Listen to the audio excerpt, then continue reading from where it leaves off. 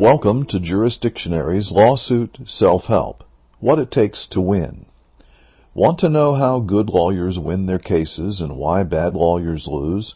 This introduction to our famous Jurisdictionary Lawsuit course will explain and get you started on the road to winning lawsuits. Good lawyers know the key to winning, while bad lawyers and amateur lawyers fumble around in the dark, unable to unlock their case, unable to open the door to control the court. The key to winning is simple, actually. All that's needed is to know a few basic tactics and how to carry them through to control the court. Firstly, all winnable cases are based on valid claims. That's the bedrock of our legal system. It may be loss resulting from breach of contract, fraud or trickery, medical malpractice, or a criminal act. If the plaintiff's case isn't based on at least one valid claim, then fancy tricks and clever arguments will do little good. He has no claim to win. The defendant's job, then, is to prove the plaintiff has no claim and get the case dismissed. If the plaintiff has a winnable case, based on at least one valid claim, then he must prove his claim with admissible evidence. The defendant's job is to show the plaintiff cannot prove the essential facts that support his claim. Sound simple? It is. Maybe not as easy as a 1-inch putt, but simple once you understand what we teach. Just remember, every winnable case is based on at least one valid claim. In order to win with a valid claim, the plaintiff must do two things. First, allege the essential facts of his case, and second, prove those alleged facts with admissible evidence. The plaintiff alleges his essential facts with his complaint. If the defendant cannot get the case dismissed by moving to strike or dismiss it, then the defendant files an answer and affirmative defenses. The defendant's job now is to show the plaintiff does not have the greater weight of evidence. His job is to show that he, and not the plaintiff, has more evidence in defense of the claim.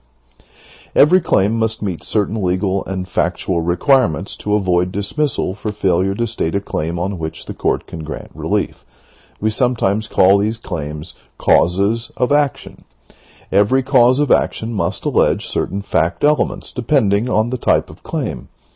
For example, a cause of action for breach of contract must allege ultimate facts to support three elements. Number 1, existence of an enforceable contract, promise, or agreement. Number 2, an act by the defendant that constitutes a breach. And number 3, money damages suffered by the plaintiff as a direct result of the breach. Many plaintiffs fail at this initial stage because they write a letter to the judge instead of drafting effective pleadings. Many defendants fail because they don't focus their energy on disproving the plaintiff's essential fact elements, allowing themselves to be sidetracked by issues that ultimately have no consequence in the case.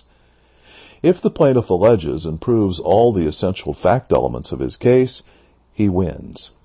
If the defendant shows the plaintiff has not alleged all essential fact elements, or that the plaintiff cannot prove all essential fact elements he alleged, then the defendant wins. Of course, winners know and use their 5 discovery tools to get at facts that lead to evidence that will prove their case. Winners know and use the rules of evidence to get those facts admitted into the record, just a few pages in the official rule book. And winners know how to move the court to enter orders that grant the relief they seek. Moving the court is done with motions, backed up by written memoranda that state the issues and cite appellate court cases that explain how statutes, rules, constitutional provisions, and common law principles limit the judge's discretion, preparing for a successful appeal. An appeal that's unlikely if you do all these things we teach. When the court sees you've done your homework, cited controlling appellate decisions, and presented your case with the greater weight of admissible evidence, you win. Failure to do any of these things results in failure. Do all of these things the way we teach, however, and you maximize your chance of winning 10,000-fold. To learn more, visit us at jurisdictionary.com.